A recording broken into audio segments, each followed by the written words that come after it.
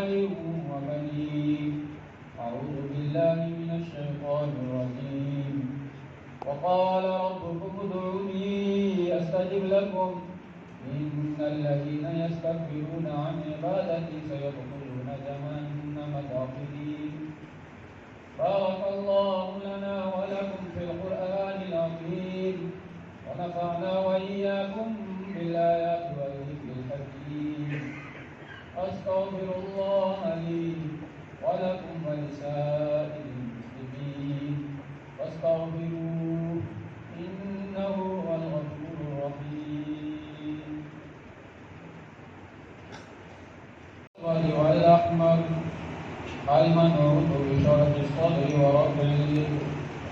وصلى الله عليه وعلى آله وأصحابه الذين هم خلاصة العرب الأرباب وخير الخلائق بعد الأنبياء.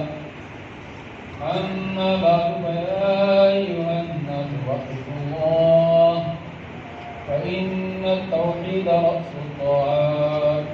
واتقوا الله فإن التقوى ملاك الحسنات.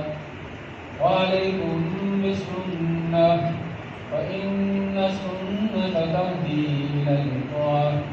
ومن أطاع الله بمحمد صلى الله عليه وسلم عن آل صحب محمد ومن كل حزب محمد سبحانه